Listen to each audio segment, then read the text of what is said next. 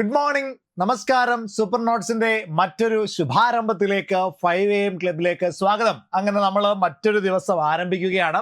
നിങ്ങളുടെ പഠനത്തിന്റെ അടിപൊളിയായിട്ട് പഠിക്കാനുള്ള ഊർജം കിട്ടുന്ന ഒരു ക്ലാസ് ആയിട്ട് ഈ ഒരു ക്ലാസ് മാറട്ടെ. നിങ്ങൾ ഇന്ന് ഇഷ്ടം പോലെ പഠിക്കട്ടെ. നിങ്ങൾക്ക് ഇന്ന് നിങ്ങളുടെ സ്വപ്നത്തിലേക്ക് എത്താനായിട്ട് ചെയ്യാൻ കഴിയുന്നതിന് പരമാവധി കാര്യങ്ങൾ ചെയ്യുന്ന ഒരു ദിവസമായിട്ട് ഇന്ന് മാറട്ടെ. അടിപൊളിയായിട്ട് പോസിറ്റീവ് മൈൻഡോടുകൂടി നമുക്ക് എന്ത് ചെയ്യാം മക്കളെ, ഇന്നത്തെ ഈ ഒരു ക്ലാസ് ആരംഭിക്കാം. ഇന്ന് നമ്മൾ കഴിഞ്ഞ ക്ലാസ്സിൽ, അതായത് കഴിഞ്ഞ എൻ്റെ 5 AM ക്ലബിൽ നമ്മൾ ചർച്ച ചെയ്തുകൊണ്ടിരുന്നത് നാഷണൽ ഇൻകവുമായി ബന്ധപ്പെട്ട് വന്ന നമ്മുടെ എക്സാമിന്, ഡിഗ്രി തല എക്സാമുകളിലൊക്കെ വന്നിട്ടുള്ള ചില ചോദ്യങ്ങൾ പരിശോധിക്കുകയായിരുന്നു. ക്ലിയർ അല്ലേ? അപ്പൊ നമ്മൾ ഇന്ന് ചെയ്യാനായിട്ട് പോകുന്നത് കഴിഞ്ഞ ക്ലാസ്സിൽ ചെയ്തതിന്റെ തുടർച്ചയാണ്. ഇന്ന് നമ്മൾ ടോപ്പിക് എന്ത് ചെയ്യും, വ്യക്തമായിട്ട് മനസ്സിലാക്കാനായിട്ട് ശ്രമിക്കും. അതേപോലെ തന്നെ കുറച്ച് ക്വസ്റ്റ്യൻസ് നമ്മൾ നോക്കും. നിങ്ങൾക്ക് ചെയ്യാനും അവസാനം ഒരു ചോദ്യം ഉണ്ടാവും. നമ്മൾ ആരംഭിക്കുന്നത് കഴിഞ്ഞ ക്ലാസ്സിൽ നമ്മൾ പറഞ്ഞു നിർത്തിയിടത്ത് നിന്നാണ്. ഓക്കെ, അപ്പൊ കഴിഞ്ഞ ക്ലാസ് കണ്ടിട്ടില്ലാത്തവരാണ് എങ്കിൽ എൻ്റെ കഴിഞ്ഞ 5 AM ക്ലബ്, ഓക്കെ, ഒരു 3-4 ദിവസം മുമ്പ് എൻ്റെ മറ്റൊരു 5 AM ക്ലബ് വന്നിരുന്നു. ആ ഒരു 5 AM ക്ലബ് നോക്കിക്കഴിഞ്ഞാൽ നിങ്ങൾക്ക് ഈ ഒരു ക്ലാസ് പറയുന്ന കാര്യം മനസ്സിലാവും. ക്ലിയർ ആണല്ലോ? അപ്പൊ അവിടെ കൂടി ഒന്ന് പോകാനായിട്ട് ശ്രദ്ധിക്കുക. ഒന്ന് ഫസ്റ്റ് ക്ലാസ് കണ്ടിട്ടില്ലാത്തവരാണെങ്കിൽ അതൊന്ന് കാണാനായിട്ട് ശ്രദ്ധിക്കുക. ഓക്കെ ആണല്ലോ? അപ്പൊ ആ ചോദ്യം ഇതായിരുന്നു, find NNB at factor cost. എന്താണ്? Net national product at factor cost. അതായിരുന്നു കണ്ടുപിടിക്കേണ്ടത്. GDP മാർക്കറ്റ് പ്രൈസ് 8000 തന്നിട്ടുണ്ട്, ഡിപ്രീസിയേഷൻ 500 എന്ന് തന്നിട്ടുണ്ട്, NFIA 500 എന്ന് തന്നിട്ടുണ്ട്, ഇൻഡയറക്ട് ടാക്സ് 1000 എന്ന് തന്നിട്ടുണ്ട്, സബ്സിഡി 800 എന്ന് തന്നിട്ടുണ്ട്. നമുക്കിതൊന്ന് ഡീകോഡ് ചെയ്യാൻ നോക്കിയാലോടാ, ശ്രദ്ധിച്ചിരുന്നോണേ. ഓക്കെ ആണല്ലോ? ആദ്യം നമുക്ക് കണ്ടുപിടിക്കേണ്ടത് NNB ഫാക്ടർ കോസ്റ്റ് ആണ്. നമ്മൾ ആദ്യം എന്ത് ചെയ്യുന്നു, ആ കാര്യം അങ്ങോട്ട് എഴുതുന്നു.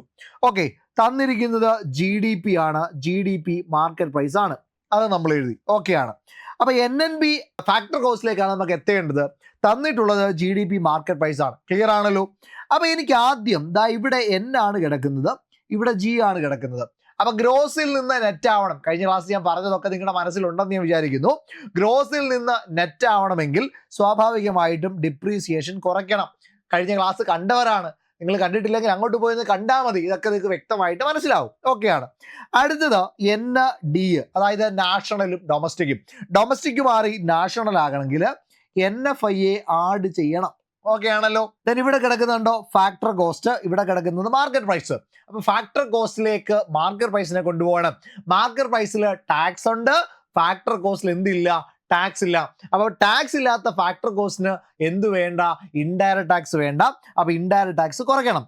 പക്ഷെ ഒരു കാര്യം നോക്കിയേ, നമുക്ക് കുറയ്ക്കേണ്ടത് ഇൻഡയറക്ട് ടാക്സ് അല്ല, പിന്നെ എന്താണ്, നെറ്റ് ഇൻഡയറക്ട് ടാക്സ് ആണ്. പക്ഷെ തന്നിട്ടുള്ളതോ ഇൻഡയറക്ട് ടാക്സും സബ്സിഡിയുമാണ്. അപ്പൊ എന്ത് ചെയ്താൽ മതി, നെറ്റ് ഇൻഡയറക്ട് ടാക്സ് കുറയ്ക്കുന്നതിന് പകരം ഇൻഡയറക്ട് ടാക്സ് മൈനസ് സബ്സിഡി അങ്ങ് കുറച്ചിട്ട് മൊത്തത്തിൽ അങ്ങ് കുറച്ച് വെച്ചാൽ മതി. ക്ലിയർ അല്ലേ?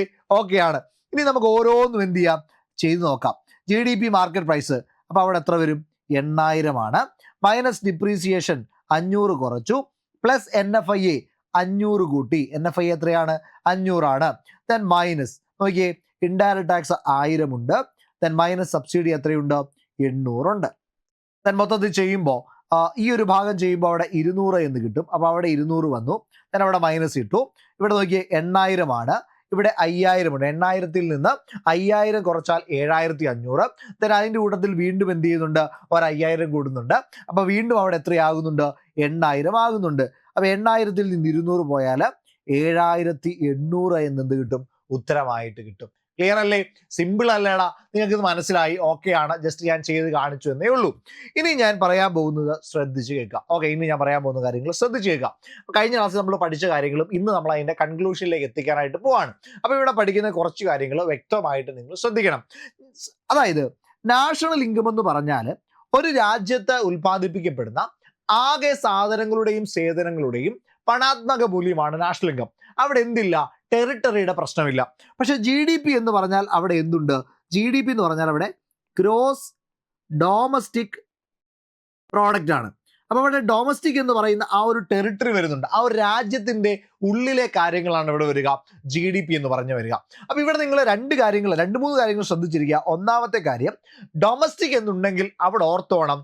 ഡൊമസ്റ്റിക് എന്നുണ്ടെങ്കിൽ അവിടെ നിർബന്ധമായും നിങ്ങളുടെ മനസ്സിലേക്ക് വരണം, എടാ മക്കളെ, ഡൊമസ്റ്റിക് എന്ന് പറഞ്ഞാൽ ടെറിട്ടറി ഉണ്ട്. ഒരു ടെറിട്ടോറിയൽ ബൗണ്ടറി ഉണ്ട്. ആ ബൗണ്ടറിക്ക് ഉള്ളിലുള്ള കാര്യമാണ് പറയുക. എന്ന് പറഞ്ഞാൽ ഇന്ത്യൻ ടെറിട്ടറി ആണ് എങ്കിൽ, അല്ലെങ്കിൽ ഇന്ത്യയുടെ GDP ആണ് എടുക്കുന്നതെങ്കിൽ ഇന്ത്യൻ ബൗണ്ടറിക്കുള്ളിൽ. അവിടെ ഇപ്പം നിങ്ങൾ ശ്രദ്ധിക്കണം, ഇന്ത്യൻ ബൗണ്ടറിക്കുള്ളിൽ എന്ന് പറഞ്ഞാൽ മക്കളേടാ ഇത്രയേ ഉള്ളൂ, അവിടെ ആര് വന്ന് ട്രേഡ് നടത്തിയാലും, അവിടെ നിന്ന് ആര് പണം ഉണ്ടാക്കിയാലും അത് ആരുടെ വരുമാനത്തിൽ തന്നെ പോകും? ഇന്ത്യയുടെ GDP യിൽ തന്നെ പോകും. അതായത് അമേരിക്കക്കാരൻ, USA കാരൻ വന്ന് പണം ഉണ്ടാക്കിയാലും ശരി, ഇന്ത്യക്കാരൻ പണം ഉണ്ടാക്കിയാലും ശരി, ഇംഗ്ലണ്ടുകാരൻ പണം ഉണ്ടാക്കിയാലും ശരി, അതെവിടെ പോകുമെടാ? ഇന്ത്യയുടെ തന്നെ GDP യിൽ പോകും. അവിടെ എന്ത് മാറ്റർ ചെയ്യുന്നില്ല? സിറ്റിസൺഷിപ്പ് മാറ്റർ ചെയ്യുന്നില്ല. ഓക്കെ അല്ലേ?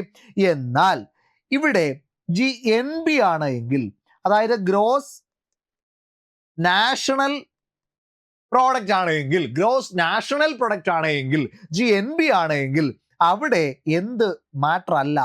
ടെറിട്ടറി മാറ്റർ അല്ല. ഓക്കെ, ടെറിട്ടറി എന്ന് പറയുന്ന ഒരു സംഭവമില്ല. അവിടെ എന്തിന് പ്രാധാന്യമുണ്ട്? സിറ്റിസൺഷിപ്പിന് പ്രാധാന്യമുണ്ട്. ഓക്കെ അല്ലേ? അവിടെ സിറ്റിസൺഷിപ്പിന് പ്രാധാന്യമുണ്ട്. ഓക്കെ, അതായത് ഒരു ഇന്ത്യക്കാരൻ ഉൽപ്പാദിപ്പിക്കുന്ന പണമാണെങ്കിൽ അത് ഇന്ത്യയുടെ GDP യിൽ വരും. ഇനി ഞാൻ പറയുന്നത് ശ്രദ്ധിച്ച് കേട്ടോണേ, ഇത് ഇന്ത്യ ആണെന്ന് വിചാരിക്കാം. ഇങ്ങോട്ട് വരയ്ക്കുകയാണേ.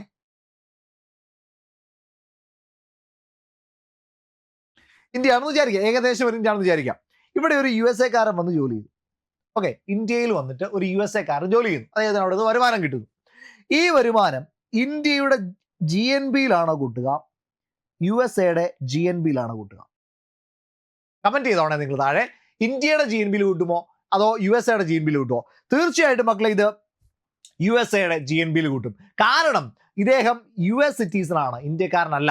ഓക്കെ, അദ്ദേഹം ഇന്ത്യക്കകത്തിൽ വന്നിട്ട് ജോലി ചെയ്താലും അദ്ദേഹം USAയിലെ സിറ്റിസൺ ആണ്, USAയുടെ GNB യിൽ ചേർക്കും. എന്നാൽ ഇന്ത്യയുടെ GDP യിൽ ചേർക്കുമോ അല്ലെങ്കിൽ USAയുടെ GDP യിൽ ചേർക്കുമോ എന്ന് ചോദിച്ചാൽ ഉറപ്പായിട്ടും പറഞ്ഞോണം ഇന്ത്യയുടെ GDP യിലെ കൂട്ടുള്ളൂ. കാരണം അയാൾ ഇന്ത്യയുടെ ബൗണ്ടറിക്കുള്ളിൽ നിന്നാ ജോലി ചെയ്തേ, ശരിയല്ലേ? അപ്പൊ അതുകൊണ്ട് ഇന്ത്യയുടെ GDP യിലായിരിക്കും കൂട്ടുക. ക്ലിയർ? അപ്പൊ ഇവിടെ ആ ഒരു വ്യത്യാസം നിങ്ങൾ നന്നായി മനസ്സിലാക്കുക. GDP GNB, അവിടെ ഡൊമസ്റ്റിക് നാഷണൽ. ഡൊമസ്റ്റിക് വന്നാൽ ഇന്ത്യക്കകത്തിൽ നിന്ന് ആരെന്ത് ജോലി ചെയ്താലും അത് ഇന്ത്യയുടെ GDP യിൽ വരും. എന്നാൽ GNB ആണ് നാഷണൽ ആണെങ്കിൽ അയാൾ ഏത് രാജ്യക്കാരനാണെന്ന് നോക്കിയിട്ട് ആ രാജ്യത്തെ GNB യിലേക്കായിരിക്കും പോവുക. ഇവിടെ GNB ഉണ്ട്, നമ്മൾ പറഞ്ഞതുപോലെ, നമ്മൾ കഴിഞ്ഞ ക്ലാസ്സിലൊക്കെ പറഞ്ഞതുപോലെ GNB ഉണ്ട്. അതേപോലെ തന്നെ ഒന്നാമത്തെ ടൈം GDP ആണ്, 2 GNB ആണ്. ഇത് രണ്ടും നമ്മൾ കണ്ടു. 3 NDP ആണ്. NDP എന്ന് പറഞ്ഞാൽ നെറ്റ് ഡൊമസ്റ്റിക് പ്രൊഡക്റ്റ്, അതായത് GDP യിൽ നിന്ന് ഡിപ്രീസിയേഷൻ കുറച്ചിട്ടുള്ളതാണ് എന്ന് പറഞ്ഞാൽ NDP, അതും ഡൊമസ്റ്റിക് ആണ്. ഓക്കെ, ഇനി മറ്റൊരു ടൈമാണ് NNB. NNB എന്ന് പറഞ്ഞാൽ എന്താണ്? ഇവിടെ നിന്ന് ഡിപ്രീസിയേഷൻ കുറച്ചു, അതായത് GNB യിൽ നിന്ന് ഡിപ്രീസിയേഷൻ കുറച്ചു. അപ്പോൾ നമുക്ക് എന്തോ കിട്ടും? NNB കിട്ടും. ഈ NNB ഫാക്ടർ കോസ്റ്റിൽ വന്നാൽ അതിനെ നാഷണൽ ഇൻകം എന്ന് വിളിക്കും. ക്ലിയർ ആണോ? NNP ഫാക്ടർ കോസ്റ്റിൽ വന്നാൽ അത് തന്നെയാണ് നാഷണൽ ഇൻകം. അപ്പൊ NNB ഫാക്ടർ കോസ്റ്റ് എന്ന് ചോദിച്ചിട്ട് അത് നാഷണൽ ഇൻകം ആണോ എന്ന് ചോദിച്ചാൽ നാഷണൽ ഇൻകം ആണ്. അപ്പൊ ചോദ്യം ചിലപ്പോൾ ഇങ്ങനെ വന്നേക്കാം. ഓക്കെ, താഴെ തന്നിരിക്കുന്നവയിൽ നാഷണൽ ഇൻകം ഏതാണ് എന്ന് പറഞ്ഞിട്ട് GDP തരും, 2 GDP ഫാക്ടർ കോസ്റ്റ് തരും, GNB ഫാക്ടർ കോസ്റ്റ് തരും, ഓക്കെ, 3 NDP ഫാക്ടർ കോസ്റ്റ് തരും, 4 NNB ഫാക്ടർ കോസ്റ്റ് തരും. ഏതാണ് മക്കളെ? ഓപ്ഷൻ D ആണ്, NNB ഫാക്ടർ കോസ്റ്റ് ആണ് എന്ന് മനസ്സിലാക്കി വെച്ചേക്കാം. ക്ലിയർ ആണല്ലോ? അപ്പൊ ഫാക്ടർ കോസ്റ്റിൽ വരുന്നതാണ്, മാർക്കറ്റ് പ്രൈസ് വരുന്നതല്ല. ഫാക്ടർ കോസ്റ്റ് എന്ന് പറഞ്ഞാൽ എന്താണെന്ന് നമുക്കറിയാം. ഫാക്ടർ കോസ്റ്റ് എന്ന് പറഞ്ഞാൽ എന്താണ്? ഒരു രാജ്യത്തിൽ പ്രൊഡക്ഷൻ നടക്കുമ്പോൾ പ്രൊഡക്ഷന് വേണ്ടി വരുന്ന ചിലവാണ് ഫാക്ടർ കോസ്റ്റ് എന്ന് പറയുക. മാർക്കറ്റ് പ്രൈസ് എന്ന് പറഞ്ഞാൽ അവിടെ എന്ത് കൂടി വരുന്നുണ്ട്? പ്രോഫിറ്റ് കൂടി വരുന്നുണ്ട്. അപ്പൊ ഏത് പ്രോഫിറ്റ് ആണ് എടുക്കുന്നതെന്ന് ചോദിച്ചു കഴിഞ്ഞാൽ നെറ്റ് ഇൻഡയറക്റ്റ് ടാക്സ് ആണ്. നെറ്റ് ഇൻഡയറക്റ്റ് ടാക്സ് വേണം നമ്മൾ എടുക്കാൻ. ചിലപ്പോൾ ഇൻഡയറക്റ്റ് ടാക്സ് ഒന്ന് മാത്രമേ തരുള്ളൂ. അപ്പൊ ഇൻഡയറക്റ്റ് ടാക്സിൽ നിന്ന് സബ്സിഡി കുറയ്ക്കുമ്പോഴാണ് നമുക്ക് എന്ത് കിട്ടുക? നെറ്റ് ഇൻഡയറക്റ്റ് ടാക്സ് കിട്ടുക. ക്ലിയർ അല്ലേ? ഓക്കെ ആണല്ലോ? അപ്പൊ ഈ ഒരു ഭാഗം വെടിപ്പാണ്, ക്ലിയർ ആണ്, ഇവിടെ ഒരു സംശയവും ഇല്ല എന്ന് ഞാൻ വിചാരിക്കുകയാണ്. ഇനി മറ്റൊരു ടോപ്പിക് എന്ന് പറഞ്ഞാൽ വ്യക്തിഗത വരുമാനവും അതേപോലെ തന്നെ ഡിസ്പോസിബിൾ ഇൻകം. ഓക്കെ, വ്യക്തിഗത വരുമാനം, personal income. Okay, personal income, വ്യക്തിഗത വരുമാനം അല്ലെങ്കിൽ പേഴ്സണൽ ഇൻകം എന്ന് പറയാം. മറ്റൊന്ന് എന്താണ്? Personal disposable income. ഓക്കെ അല്ലേ? പേഴ്സണൽ ഇൻകവും ഡിസ്പോസിബിൾ ഇൻകവും. പേഴ്സണൽ ഇൻകം അല്ലെങ്കിൽ PI എന്ന് വേണമെങ്കിലും പറയാം കേട്ടോ. ഒന്ന് വായിച്ചു നോക്കിയിടാം. ഒരു വർഷത്തിനുള്ളിൽ നേരിട്ടുള്ള നികുതി അടയ്ക്കുന്നതിന് മുൻപ്, ഓക്കെ, നികുതി അടയ്ക്കുന്നതിന് മുൻപ്, ഏത് നികുതി? നേരിട്ടുള്ള നികുതി അടയ്ക്കുന്നതിന് മുൻപ് എല്ലാ സ്രോതസ്സുകളിൽ നിന്നും ഒരു രാജ്യത്ത് വ്യക്തികൾക്ക് ലഭിക്കുന്ന മൊത്ത വരുമാനം. അപ്പൊ പേഴ്സണൽ ഇൻകത്തിനകത്തിൽ എന്ത് കാണും? ഡയറക്റ്റ് ടാക്സ് കാണും. ഓക്കെ, ഡയറക്റ്റ് ടാക്സ് കാണും. ടാക്സ് അടച്ചിട്ടില്ല, ഓക്കെ, നേരിട്ടുള്ള നികുതി അടച്ചിട്ടുണ്ടാവില്ല. അത്തരത്തിലുള്ളതാണ് ഏത് എന്ന് പറയുന്നത്? വ്യക്തിഗത വരുമാനം എന്ന് പറയുന്നത്, പേഴ്സണൽ ഇൻകം എന്ന് പറയുന്നത്. പേഴ്സണൽ ഇൻകത്തിൽ എന്ത് കാണുമടാ? ഡയറക്റ്റ് ടാക്സ് കാണും. നോക്കിയേ, നേരിട്ടുള്ള വരുമാനം അടയ്ക്കുന്നതിന് മുൻപ് എല്ലാ സ്രോതസ്സുകളിൽ നിന്നും ലഭിക്കുന്ന ഒരു വ്യക്തിക്ക് ലഭിക്കുന്ന മൊത്തം വരുമാനത്തെയും നമ്മൾ എന്തോ പറയും? വ്യക്തിഗത വരുമാനം എന്ന് പറയും. വ്യക്തിഗത വരുമാനം കണ്ടുപിടിക്കുന്നത് ദേശീയ വരുമാനം, നാഷണൽ ഇൻകം എടുക്കും. അതിൽ നിന്ന് വിതരണം ചെയ്യപ്പെടാത്ത ലാഭം എടുക്കും. ഓക്കെ, ഡിസ്ട്രിബ്യൂട്ട് ചെയ്യപ്പെടാത്ത ലാഭം എടുക്കും. അതേപോലെ കുടുംബങ്ങൾ നടത്തുന്ന അറ്റപലിശ പേയ്മെന്റുകൾ ഉണ്ടെങ്കിൽ ആ പേയ്മെന്റുകൾ എടുക്കും. ദെൻ കോർപ്പറേറ്റ് നികുതി കൊടുക്കും. ദെൻ സർക്കാരിൽ നിന്നോ സ്ഥാപനങ്ങളിൽ നിന്നോ കുടുംബങ്ങളിലേക്ക് എന്തെങ്കിലും പേയ്മെന്റുകൾ കൈമാറിയിട്ടുണ്ടെങ്കിൽ അത് കൂട്ടും. അപ്പൊ അത് ആഡ് ചെയ്യും. ഇതെല്ലാം കൂടി ചേരുന്നതാണ് എന്തെന്ന് പറയുന്നത്? വ്യക്തിഗത വരുമാനം എന്ന് പറയുന്നത്. ഓക്കെ അല്ലേ? വ്യക്തിഗത വരുമാനം, അതായത് നേരിട്ടുള്ള നികുതി ഒഴികെയുള്ള ബാക്കി എല്ലാ കാര്യങ്ങളുമാണ് ഇവിടെ വരിക, വ്യക്തിഗത വരുമാനത്തിൽ വരിക. ഓക്കെ, ഇനി അടുത്തതാണ് ഡിസ്പോസിബിൾ വ്യക്തിഗത വരുമാനം, അല്ലെങ്കിൽ എന്താണ്? പേഴ്സണൽ ഡിസ്പോസിബിൾ ഇൻകം എന്നൊക്കെ പറയാം. PDI എന്നൊക്കെ പറഞ്ഞുകൊണ്ട് നമ്മൾ കാണുന്ന സാധനമാണ് പേഴ്സണൽ ഡിസ്പോസിബിൾ ഇൻകം. അവിടെ എന്താ വരുന്നത്? ആദായ നികുതി കണക്കാക്കിയ ശേഷം. ഓക്കെ, ഇവിടെ ഇൻഡയറക്റ്റ് ടാക്സ് എന്ത് ചെയ്തിട്ടില്ല? കണക്കാക്കിയിട്ടില്ല. ഈ നേരിട്ടുള്ള നികുതി ഡയറക്റ്റ് ടാക്സ് എന്ന് പറഞ്ഞാൽ അവിടെ ഉദ്ദേശിക്കുന്നത് എന്താണ്? ഇൻകം ടാക്സ് ആണ് കേട്ടോ. ഇൻകം ടാക്സിനെയാണ് ഉദ്ദേശിച്ചത്. കോർപ്പറേറ്റ് ടാക്സ് ഒരു ഡയറക്റ്റ് ടാക്സ് ആണ്, അതിവിടെ എടുത്തിട്ടുണ്ട്. ഇൻകം ടാക്സിനെയാണ് ഉദ്ദേശിക്കുന്നത്. ഇനി നോക്കിയേ, ആദായ നികുതി കണക്കാക്കിയ ശേഷം, അതായത് നമ്മുടെ ഇൻകം ടാക്സ് കണക്കാക്കി, ഇൻകം ടാക്സ് കൂടി കൊടുത്തു. അങ്ങനെ ഇൻകം ടാക്സ് കൂടി കൊടുത്തതിന് ശേഷം ഗാർഹിക ഉപയോഗത്തിന് വേണ്ടി, അതായത് അയാൾക്ക് കൃത്യമായിട്ട് ഉപയോഗിക്കാൻ വേണ്ടി, അദ്ദേഹത്തിന്റെ ആവശ്യങ്ങൾക്ക് വേണ്ടി വിനിയോഗിക്കാൻ വേണ്ടിയിട്ടുള്ള, സമ്പാദ്യത്തിന് വേണ്ടിയിട്ടുള്ള, അദ്ദേഹത്തിന്റെ വ്യക്തിപരമായ ചിലവുകൾക്ക് വേണ്ടിയിട്ടുള്ള പണം എത്രയാണോ അതിനെയാണ് പേഴ്സണൽ ഡിസ്പോസിബിൾ ഇൻകം എന്ന് പറയുക. അതായത് മുഴുവനായിട്ടും ടാക്സ് എല്ലാം കൊടുത്തതിന് ശേഷം അയാൾക്ക് വ്യക്തിപരമായി ഉപയോഗിക്കാൻ, അദ്ദേഹത്തിന്റെ ജീവിത ചെലവുകൾക്ക് വേണ്ടി, സേവിങ്സിന് വേണ്ടി ഒക്കെ ഉപയോഗിക്കേണ്ടി വരുന്ന പണം എത്രയാണ്? അതാണ് പേഴ്സണൽ ഡിസ്പോസിബിൾ ഇൻകം എന്ന് പറയുക. ഡിസ്പോസിബിൾ വ്യക്തിഗത വരുമാനം, വ്യക്തിഗത വരുമാനം എത്രയാണോ, അതായത് പേഴ്സണൽ ഇൻകം എത്രയാണോ, അതിൽ കുറേ കാര്യങ്ങൾ കുറച്ച് നമ്മൾ കണ്ടു. പേഴ്സണൽ ഇൻകം എത്രയാണോ അതിൽ നിന്ന് ആദായ നികുതികൾ കൂടി കുറച്ചാൽ നമുക്ക് കിട്ടുന്നതാണ് പേഴ്സണൽ ഡിസ്പോസിബിൾ ഇൻകം. അപ്പൊ ഇതിൽ എന്തില്ല? ആദായ നികുതി ഇല്ല എന്നുള്ള കാര്യം ഓർക്കുക. പേഴ്സണൽ ഇൻകത്തിൽ എന്തുണ്ട്? ആദായ നികുതി ഉണ്ട്. ക്ലിയർ ആണല്ലോ? ഓക്കെ ആണ്. അപ്പൊ ഇത്രയും കാര്യങ്ങൾ നമുക്ക് മനസ്സിലായി. നമുക്കിനി ചെറിയ ചോദ്യങ്ങൾ ചെയ്തു തുടങ്ങാം. ഓക്കെയാണ്, നമ്മൾ പറഞ്ഞത് വെച്ചുള്ള ചോദ്യമാണ്. നോക്കിയേ, ഫാക്ടർ കോസ്റ്റിൽ NNBക്ക് തുല്യമായത് ഏത്? ഫാക്ടർ കോസ്റ്റിൽ NNBക്ക് തുല്യമായത് ഏത്? വിപണി വിലയിലെ GNB മൈനസ് മൂല്യത്തകർച്ച, GNB ഘടക കോസ്റ്റ് മൈനസ് മൂല്യത്തകർച്ച, വിപണി വിലയിലെ GDP minus plus NFIA, then factor കോസ്റ്റിലെ GDP പ്ലസ് NFIA. എങ്ങനെ വരുവേടാ? നമ്മുടെ ചോദ്യം എന്താണ്? NNB, ചോദ്യം ഇതാണ്, NNB ഫാക്ടർ കോസ്റ്റ്, ഇതാണ് ചോദ്യം. ഇതിനോട് തുല്യമായിട്ട് വരുന്ന ഏതാണെന്നാണ് ചോദിച്ചിരിക്കുന്നത്. നോക്കിയേ, നമ്മൾ ആദ്യത്തെ എടുത്തു, നമ്മൾ ഓരോന്നും ഡീകോഡ് ചെയ്യുകയാണ്. GDP വിപണി വില, ഓക്കെ, GNB വിപണി വില, GNB market price minus depreciation. എടാ, ഇങ്ങനെ ചെയ്യുമ്പോൾ എന്താ കിട്ടുന്നത്? ഈ G മാറിയിട്ട് എന്തായിട്ട് മാറും? ഡിപ്രീസിയേഷൻ കൊടുക്കുമ്പോൾ N ആവും. അപ്പോൾ NNB മാർക്കറ്റ് പ്രൈസ് കിട്ടും. ഇതാണോ ചോദ്യത്തിൽ കിടക്കുന്നത്? ഇവിടേക്കല്ലേ പോകേണ്ടത്? ഫാക്ടർ കോസ്റ്റ് അല്ലേ കിട്ടേണ്ടത്? ഇവിടെ എന്താ കിട്ടിയേ? മാർക്കറ്റ് പ്രൈസ് അല്ലേ? മാറ്റമുണ്ടോ? ഇല്ല. അപ്പോൾ A ഓപ്ഷൻ ആണോ? അല്ലെന്ന് മനസ്സിലായി. ദെൻ B ഓപ്ഷനിലേക്ക് പോവാണ് നമ്മൾ. B ഓപ്ഷൻ എങ്ങനെയാണ് നമുക്ക് ഒരു ഉത്തരത്തിലേക്ക് എത്താൻ പറ്റുക? അതാണ് നോക്കുന്നത്. വളരെ സിമ്പിൾ ആയിട്ട് എത്താൻ പറ്റും. നോക്കിയേ, NNB ഫാക്ടർ കോസ്റ്റ് കിട്ടണം.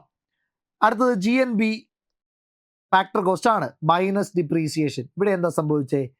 NNB കാരണം G മാറിയിട്ട് ഡിപ്രീസിയേഷൻ കുറച്ചപ്പോൾ N ആയി, ഫാക്ടർ കോസ്റ്റ് ഓൾറെഡി അവിടെ ഉണ്ട്. അപ്പോൾ എന്ത് കിട്ടി? സെയിം ആയിട്ട് കിട്ടി. അപ്പോൾ ഉത്തരം ഏതാണ്? ഓപ്ഷൻ B ആണ്. ഇനി അടുത്തൂടെ വെറുതെ ഒന്ന് നോക്കി, അടുത്ത എന്താണെന്ന് വെറുതെ നോക്കി, അടുത്ത എന്ത് കിട്ടുമെന്ന് നിങ്ങളൊന്ന് പറഞ്ഞേ. വെറുതെ കമന്റ് ചെയ്തോണേ, നിങ്ങൾ താഴെ കമന്റ് ചെയ്തോണേ എന്താ കിട്ടുന്നതെന്ന്. Okay, GDP market price plus NFIA. അപ്പൊ NFIA കൂട്ടിയാൽ എന്താണ് മാറുന്നത്? ഈ D മാറും. എന്ത് കിട്ടും? GNB മാർക്കറ്റ് പ്രൈസ് കിട്ടും. ക്ലിയർ ആണോ? then അടുത്ത നോക്കി, ഇവിടെ എന്താ സംഭവിക്കുന്നത്? GDP ഫാക്ടർ കോസ്റ്റിലാണ് പ്ലസ് NFIA. അപ്പൊ എന്ത് കിട്ടും? GNB ഫാക്ടർ കോസ്റ്റ് എന്ന് കിട്ടും. ക്ലിയർ? എങ്ങനെയാ മനസ്സിലായോ? വന്നത് മനസ്സിലായി എന്ന് വിചാരിക്കുകയാണ്. സിമ്പിളാണ്. നിങ്ങൾക്ക് എത്രയും എന്താണ് ഡീപ്പ് ആ ഫസ്റ്റ് ക്ലാസ് തൊട്ട് മുമ്പത്തെ ക്ലാസ് കൂടെ കാണുക. പറ്റുമെങ്കിൽ ഞാൻ അതിൻ്റെ ലിങ്ക് കൊടുക്കാനായിട്ട് പറയാം കേട്ടോ. ലിങ്ക് ഡിസ്ക്രിപ്ഷനിൽ കൊടുക്കാൻ പറയാം. ആരെങ്കിലും ആ ഒരു ക്ലാസ് കണ്ടിട്ടില്ല എങ്കിൽ അത് കണ്ട് ആ 5 ആംഗിൾ കണ്ടിട്ട് ഇത് കണ്ടോ, അപ്പോൾ നിങ്ങൾക്ക് വ്യക്തമായിട്ട് മനസ്സിലാകും. അല്ലെങ്കിൽ ഇത് കണ്ടിട്ട് അത് കാണാൻ പോക്കോ. എങ്ങനെയായാലും നിങ്ങൾക്ക് ഈ കാര്യം എന്ത് ചെയ്യും, വ്യക്തമായിട്ട് നന്നായിട്ട് മനസ്സിലാകും. അടുത്തൊരു ചോദ്യം ഇതാണ്. നമ്മൾ ഇപ്പോൾ പഠിച്ച പേഴ്സണൽ ഡിസ്പോസിബിൾ ഇൻകവുമായി ബന്ധപ്പെട്ട ചോദ്യമാണ്. താഴെ പറയുന്ന പ്രസ്താവനകളിൽ ഏതാണ് ശരി? താഴെ പറയുന്ന പ്രസ്താവനകളിൽ ഏതാണ് ശരി? ട്രാൻസ്ഫർ പേയ്മെന്റുകൾ വ്യക്തിഗത വരുമാനത്തിന്റെ ഭാഗം ആണ്. രണ്ടാമത്തത്, ഡിസ്പോസിബിൾ വരുമാനത്തിൽ നേരിട്ടുള്ള നികുതി അടവുകളും ഉൾപ്പെടുന്നു. NNB ഫാക്ടർ ചെലവിൽ പരോക്ഷ നികുതി പേയ്മെന്റുകൾ ഉൾപ്പെടുന്നു. ഇത് ഡിഗ്രി പ്രിലിംസിന് വന്നിട്ടുള്ള ഒരു ചോദ്യമാണ് കേട്ടോ. ഡിഗ്രി പ്രിലിംസിന് വന്ന ചോദ്യമാണ്. ഏതാണ് ശരിയായിട്ട് വരിക? ഒന്നാമത്തെ ഓപ്ഷൻ നമുക്ക് നോക്കാം. 3 സ്റ്റേറ്റ്മെന്റുകൾ തന്നിട്ടുണ്ട്, 4 ഓപ്ഷനുകളുണ്ട്. ട്രാൻസ്ഫർ പേയ്മെന്റുകൾ വ്യക്തിഗത വരുമാനത്തിന്റെ ഭാഗമാണ്. മക്കളെ. ട്രാൻസ്ഫർ പേയ്മെന്റ് എന്ന് പറഞ്ഞാൽ എന്താണ്? ഒന്ന് ശ്രദ്ധിച്ചോടാ. ട്രാൻസ്ഫർ പേയ്മെന്റ് എന്ന് പറഞ്ഞാൽ എന്താണെന്ന് ഞാൻ പറഞ്ഞുതരാം. ട്രാൻസ്ഫർ പേയ്മെന്റ് എന്ന് പറഞ്ഞാൽ സർക്കാർ ചില സമയത്ത് തിരികെ ഒന്നും പ്രതീക്ഷിക്കാതെ എന്ത് ചെയ്യാം, ചില ഗ്രാൻറ്റുകളൊക്കെ കൊടുക്കാറുണ്ട്. നമ്മൾ പഠിക്കുന്ന സമയത്ത് നമുക്ക് സ്കോളർഷിപ്പ് കിട്ടിയിട്ടുണ്ടാവും അല്ലേ? ഈ സ്കോളർഷിപ്പ് ഒരു എന്താണ്, ട്രാൻസ്ഫർ പേയ്മെന്റ് ആണ്. അതായത് നമുക്ക് ഗവൺമെന്റ് തിരികെ ഒന്നും പ്രതീക്ഷിക്കുന്നില്ല, നമുക്ക് ഭാവിയിൽ രാജ്യത്തിന് ഗുണകരമാകുന്ന രീതിയിൽ പ്രവർത്തിക്കാനായിട്ട് കഴിയുമെന്ന നിലയ്ക്ക് ഗവൺമെന്റ് ചെയ്തു തരുന്ന ഒരു എയ്ഡാണ് സ്കോളർഷിപ്പ്. അതേപോലെ തന്നെ ലംസം ഗ്രാൻറ്റുകൾ പോലെയുള്ള കാര്യങ്ങൾ, ദെൻ ഗ്രാൻറ്റ് പോലെയുള്ള കാര്യങ്ങൾ, ഇതൊക്കെ എന്താണ്? ഇതൊക്കെ ട്രാൻസ്ഫർ പേയ്മെന്റിന്റെ ഭാഗമായിട്ട് വരുന്ന കാര്യമാണ്. ഇതൊക്കെ ട്രാൻസ്ഫർ പേയ്മെന്റിന്റെ ഭാഗമാണ്. ഓക്കെ. ഇനി അപ്പോൾ ട്രാൻസ്ഫർ പേയ്മെന്റ് നാഷണൽ ഇൻകത്തിൽ വരില്ല എന്നോർത്തോണേ. ട്രാൻസ്ഫർ പേയ്മെന്റ് നാഷണൽ ഇൻകത്തിൽ വരില്ല, കാരണം ഗവൺമെന്റ് തിരികെ ഒന്നും കിട്ടിയിട്ടില്ല. പക്ഷേ നമ്മുടെ വ്യക്തിഗത വരുമാനത്തിൽ കിട്ടും. കാരണം നമുക്ക് എന്ത് ചെയ്യുന്നുണ്ട്, നമ്മളത് ചിലവഴിക്കാനായിട്ട് ഉപയോഗിക്കുന്നുണ്ട്, നമ്മളത് വെച്ച് സാധനങ്ങൾ വാങ്ങുന്നുണ്ട്, നമ്മളത് നമ്മുടെ വ്യക്തിപരമായ കാര്യങ്ങൾക്ക് വേണ്ടി ഉപയോഗിക്കുന്നുണ്ട്. അപ്പോൾ ട്രാൻസ്ഫർ പേയ്മെന്റ് എവിടെയാണ് വരിക? ട്രാൻസ്ഫർ പേയ്മെന്റ് പേഴ്സണൽ ഇൻകത്തിൽ വരും, നാഷണൽ ഇൻകത്തിൽ വരില്ല. ഇതൊക്കെ പഠിച്ചു വെച്ചോ. ട്രാൻസ്ഫർ പേയ്മെന്റ് നാഷണൽ ഇൻകത്തിൽ വരില്ല. ട്രാൻസ്ഫർ പേയ്മെന്റ് ഇവിടെ ഇല്ല. നാഷണൽ ഇൻകത്തിൽ ട്രാൻസ്ഫർ പേയ്മെന്റ് വരില്ല. പിന്നെ എവിടെയാണ് വരുന്നത്? ട്രാൻസ്ഫർ പേയ്മെന്റിൽ വരില്ല. പക്ഷെ പേഴ്സണൽ ഇൻകത്തിൽ എന്ത് ചെയ്യുന്നു? ട്രാൻസ്ഫർ പേയ്മെന്റ് വരുന്നുണ്ട്. അത് ഓർത്ത് വെക്കാം. 2, ഡിസ്പോസിബിൾ വരുമാനത്തിൽ നേരിട്ടുള്ള നികുതി അടവുകളും ഉൾപ്പെടുന്നു. ഓക്കെ. ഡിസ്പോസിബിൾ വരുമാനം എന്ന് പറഞ്ഞാൽ എന്താണ്? ഞാൻ മുമ്പേ പറഞ്ഞു, അതാണ് പേഴ്സണൽ ഡിസ്പോസിബിൾ ഇൻകം. ഈ പേഴ്സണൽ ഡിസ്പോസിബിൾ ഇൻകത്തിൽ നേരിട്ടുള്ള നികുതി അടവുകൾ ഉൾപ്പെടുമോ? നമ്മൾ പറഞ്ഞില്ലേ, പേഴ്സണൽ ഡിസ്പോസിബിൾ ഇൻകം എങ്ങനെയാണ് കണ്ടുപിടിക്കുന്നത്? പേഴ്സണൽ കാണത്തില്ല അല്ലേ? പേഴ്സണൽ ഡിസ്പോസിബിൾ ഇൻകം കണ്ടുപിടിക്കുന്നത് എങ്ങനെയാ? നമ്മുടെ പേഴ്സണൽ ഇൻകത്തിൽ നിന്ന് എന്ത് കുറയ്ക്കുമ്പോഴാണ്? ഡയറക്റ്റ് ടാക്സ് അല്ലെങ്കിൽ ഇൻകം ടാക്സ് കുറയ്ക്കുമ്പോഴാണ് അല്ലേ? ഇൻകം ടാക്സ് കുറയ്ക്കുമ്പോഴാണ്. അപ്പോൾ ഇൻകം ടാക്സ് എവിടെ ഇല്ല? പേഴ്സണൽ ഡിസ്പോസിബിൾ ഇൻകത്തിൽ ഇല്ല. പേഴ്സണൽ ഇൻകത്തിൽ നിന്ന് ഡിസ്പോസിബിൾ ഇൻകം കുറച്ചാൽ മാത്രമേ നമുക്ക് എന്ത് കിട്ടുള്ളൂ? Personal disposable income. അപ്പോൾ രണ്ടാമത്തത് തെറ്റാണ്. ഒന്ന് ശരിയാണെന്ന് കണ്ടപ്പോൾ തന്നെ നമ്മൾ ഇതും കളഞ്ഞു. ഒന്ന് ശരിയാണ് അല്ലേ? ഒന്ന് ശരിയായപ്പോൾ തന്നെ നമ്മൾ ബി ഓപ്ഷൻ കളഞ്ഞു, സി ഓപ്ഷൻ കളഞ്ഞു, 2 ഓപ്ഷനായിട്ട് മാറി. 50-50 ചാൻസ് ആയി. ദെൻ ബി തെറ്റാണെന്ന് കണ്ടു. അപ്പോൾ 2 തെറ്റാണ്. അങ്ങനെയാണെങ്കിൽ ഡിയും പോകും. ഉത്തരം ഏതാണ്? 1 മാത്രമാണ്. ഇനി അടുത്ത ഓപ്ഷൻ നോക്കിയേ. NNB ഫാക്ടർ ചെലവിൽ പരോക്ഷ നികുതി പേയ്മെന്റുകൾ ഉൾപ്പെടുന്നു. NNB ഫാക്ടർ കോസ്റ്റിൽ ടാക്സ് ഉണ്ടോടാ? ടാക്സ് ഇല്ല. ഫാക്ടർ കോസ്റ്റിൽ എന്തില്ല? ടാക്സ് ഇല്ല. അപ്പോൾ ഇതും തെറ്റാണെന്ന് നമുക്ക് മനസ്സിലായി. അപ്പോൾ ഓപ്ഷൻ എ ആണ് ഉത്തരത്തിലേക്ക് നമുക്ക് നിസാരമെത്തായിട്ട് എത്താനായിട്ട് പറ്റും. ക്ലിയർ അല്ലേ? ഇതൊക്കെ ചെയ്യാൻ പറ്റുന്നുണ്ടോ? നിങ്ങൾക്കൊരു കോൺഫിഡൻസ് തോന്നുന്നുണ്ടോടാ? ഈ ചോദ്യങ്ങളൊക്കെ നിങ്ങളെ പേടിപ്പെടുത്തിയ ചോദ്യങ്ങളായിരിക്കും. എക്കണോമിക്സ് അറിയാത്ത കുറേ ആളുകൾക്ക് നന്നായിട്ട് പ്രയാസമുണ്ടാക്കിയ ചോദ്യങ്ങളായിരിക്കും. ഈ ചോദ്യങ്ങളൊക്കെ നിങ്ങൾക്ക് നിസാരമായിട്ട് ഇപ്പോൾ ചെയ്യാൻ പറ്റുന്നുണ്ടെന്നാണ് എൻ്റെ വിശ്വാസം. ഓക്കെ അല്ലേ? അടുത്തൊരു ചോദ്യം. ഈ ചോദ്യം നിങ്ങൾക്ക് ചെയ്യാൻ വേണ്ടിയിട്ടുള്ള ചോദ്യമാണ് കേട്ടോ. ഇത് നിങ്ങൾ വേണം കമന്റ് ചെയ്യാനായിട്ട്. ഇതിന്റെ ഉത്തരം നിങ്ങൾ കമന്റ് ആയിട്ട് എന്ത് ചെയ്യുക? താഴെ രേഖപ്പെടുത്തണം. അതിനുശേഷം നിങ്ങൾക്ക് ഇതിന്റെ ഉത്തരം എന്താണ്, എന്തെങ്കിലും തെറ്റായിട്ടൊക്കെ ആരെങ്കിലും കമന്റ് ചെയ്യുന്നുണ്ടെങ്കിൽ ഇതിന്റെ ഉത്തരം ഞാൻ എന്ത് ചെയ്തേക്കാം? താഴെ പിൻഡ് കമന്റ് ആയിട്ട് പിന്നീട് കൊടുത്തേക്കാം. നിങ്ങൾ എല്ലാവരും എന്ത് ചെയ്യുക? ഇപ്പോൾ തന്നെ ഇതിന്റെ ഉത്തരം കമന്റ് ചെയ്യുക. ഫാക്ടർ ചെലവിൽ GDP എന്തിന് തുല്യമാണ്? വിപണി വിലയിൽ GNP മൈനസ് പരോക്ഷ നികുതി മൈനസ് മൂല്യ തകർച്ച മൈനസ് വിദേശത്തു നിന്നുള്ള ഘടകം. ഒന്നും നോക്കണ്ട കേട്ടോ. നിങ്ങൾ ഇത് ഓരോന്നും എന്ത് ചെയ്താൽ മതി? ചെയ്ത് നോക്കിയാൽ മാത്രം, അതായത് ഓരോന്നും എഴുതി നോക്കിയാൽ മതി. ഇപ്പൊ ഇത് GNP ആണെങ്കിൽ നമ്മളോട് ചോദിച്ചിരിക്കുന്നത് GDP ഫാക്ടർ കോസ്റ്റ് ആണ്. ഓക്കെ, GDP ഫാക്ടർ കോസ്റ്റ് ആണ്. അപ്പൊ നമ്മൾ അത് എഴുതി, എന്നിട്ട് ഈക്വൽ ടു ഇട്ടു. ആദ്യം പറഞ്ഞിരിക്കുന്നത് എഴുതി, വിപണി വിലയിൽ GNP. അപ്പൊ GNP market price, then minus ഇട്ടു, then പരോക്ഷ നികുതി, നെറ്റ് ഇൻഡയറക്റ്റ് ടാക്സ്, ദെൻ ഇവിടെ മൈനസ് ആണ്, മൈനസ് ഇട്ടു. മൂല്യ തകർച്ച ഡിപ്രീസിയേഷൻ, ദെൻ മൈനസ് ഇട്ടു. ദെൻ വിദേശത്തുള്ള അറ്റകട വരുമാനം NFIE, ഇതെല്ലാം നമ്മൾ പഠിച്ചില്ലേ? ഇതെല്ലാം നമുക്ക് അറിയാവുന്നതല്ലേ? അപ്ലൈ ചെയ്താൽ മാത്രം മതി. അപ്പോൾ ഇവിടെ എന്തോ കിട്ടും? ഇവിടെ GNB നോക്കിക്കോ. ഒന്നാമത്തെ ഓപ്ഷൻ ഞാൻ ചെയ്ത് കാണിക്കാം. ഒന്നാമത്തെ ഓപ്ഷൻ അല്ല ഉത്തരം, അതുകൊണ്ട് ഞാൻ ഒന്നാമത്തെ ഓപ്ഷൻ ചെയ്ത് കാണിക്കാം. ബാക്കി 3 ഓപ്ഷൻ വെച്ചിട്ട് നിങ്ങൾ ഉത്തരത്തിലൂടെ എത്തിയാൽ മതി കേട്ടോ. അപ്പോൾ GDP ഫാക്ടർ കോസ്റ്റ് കിട്ടണമെന്നാണ് പറഞ്ഞിരിക്കുന്നത്. നമുക്ക് തന്നിരിക്കുന്നത് GNB മാർക്കറ്റ് പ്രൈസ് ആണ്. അതിൽ നിന്ന് നെറ്റ് ഇൻഡയറക്റ്റ് ടാക്സ് കുറച്ചു. നെറ്റ് ഇൻഡയറക്റ്റ് ടാക്സ് കുറച്ചാൽ എന്ത് കിട്ടുവാടാ? നെറ്റ് ഇൻഡയറക്റ്റ് ടാക്സ് കുറച്ചാൽ എന്ത് കിട്ടും? നെറ്റ് ഇൻഡയറക്റ്റ് ടാക്സ് കുറച്ചാൽ എന്താണ് കിട്ടുക? ഫാക്ടർ കോസ്റ്റ് ആയിട്ട് മാറും അല്ലേ? ഇവിടെ ഫാക്ടർ കോസ്റ്റ് ആകും. അപ്പോൾ ഇത് GNB ഫാക്ടർ കോസ്റ്റ് ആയി. ക്ലിയർ ആണല്ലോ? നെറ്റ് ഇൻഡയറക്റ്റ് ടാക്സ് കുറച്ചു, മാർക്കറ്റ് പ്രൈസിൽ നിന്ന് ടാക്സ് കുറച്ചു, ഓക്കെയാണ്. ദെൻ ഡിപ്രീസിയേഷൻ കുറച്ചു. ഡിപ്രീസിയേഷൻ കുറച്ചാൽ എന്താകും? NNB ഫാക്ടർ കോസ്റ്റ് ആകും. ഓക്കെ, ഇനി ഇവിടെ NFIയെ കുറച്ചു എന്നാണ് പറഞ്ഞിരിക്കുന്നത്. NFIയെ കുറച്ചാൽ എന്താകും? NFIയെ കുറച്ചാൽ ഇത് NDP ഫാക്ടർ കോസ്റ്റ് ആയിട്ട് മാറും അല്ലെ? NDP ഫാക്ടർ കോസ്റ്റ് ആയിട്ട് മാറും. നമുക്ക് ചോദ്യം എന്താണ്? GDP ഫാക്ടർ കോസ്റ്റ് ആണ്. അപ്പോൾ ഇതല്ല ഉത്തരമായിട്ട് വരിക. ബാക്കിയുള്ള 3 ഓപ്ഷൻ നോക്കുക, BCD, അതിലേതാണ് ഉത്തരമെന്ന് നിങ്ങൾ താഴെ ഒന്ന് കമന്റ് ചെയ്തേക്കാം. അപ്പം അങ്ങനെ നമ്മുടെ പഠനം ഉഷാറായിട്ട് ഇന്നും മുന്നോട്ട് പോകട്ടെ. നമുക്ക് മറ്റൊരു സെഷനിൽ കാണാം. അതുവരേക്കും താങ്ക് യു.